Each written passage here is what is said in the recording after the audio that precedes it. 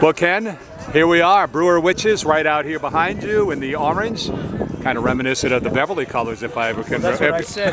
I said, now if Salem, does what they did to Beverly, I mean, that's a good way to start. All right, so tell our listeners, viewers, and they're the Witches right down, how this, just this background between Ken Perrone, coach of the Brewer Witches, then next job, head coach, Salem Witches.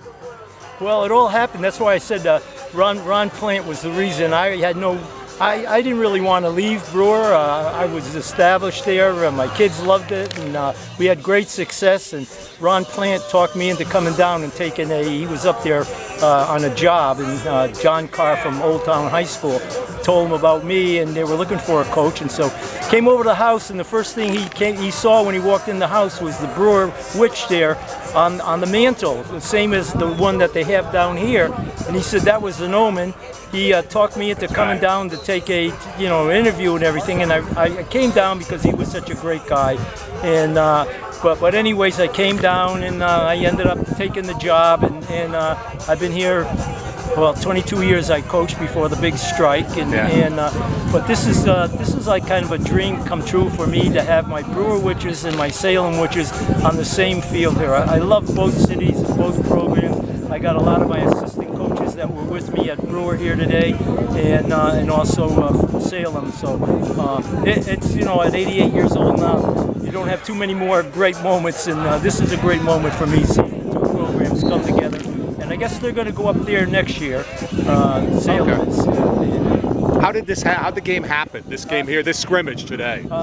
Matt Bouchard, the coach, and our new AD here, called Brewer and threw the idea to them, and they liked it, and here they are, and so it's kind of nice. I wish it was a regular game, Yeah, really, huh? But they're going to play, I guess, 10 plays each, and then they're going to let the young kids play maybe 10 plays each, and then the last quarter, whoever scores or plays the best is going to get the trophy. They're going to have a trophy for pass it on each year, as long as they can do this.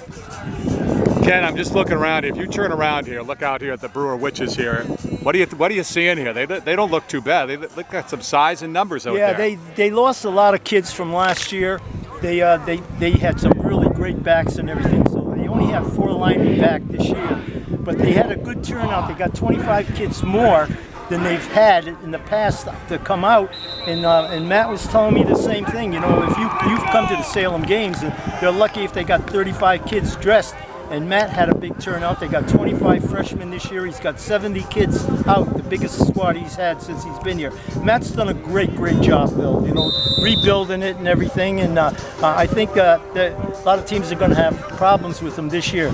I like to think that Corey Grimes is going to be one of the top players in the state. The kid never leaves the field. He punts, he kicks off, he does the extra points, he plays linebacker, and he's a heck of a good quarterback at 6'3", 230 pounds. He's going to be a force for them if he stays healthy. All right, Ken, finally, we got the Brewer hat up here, the Brewer Witches hat down here. Down below here, Salem Witches t-shirt here, so you got yourself covered here. Well, I had to, because I knew I was going to get it. If I just wore this, the Brewer coaches who all played for me, and they would really get me, and if I came in with a Brewer shirt on, I would get it from the Salem people. So I figured the best way was to next year I'll wear a Salem shirt, a Brewer shirt, and a Salem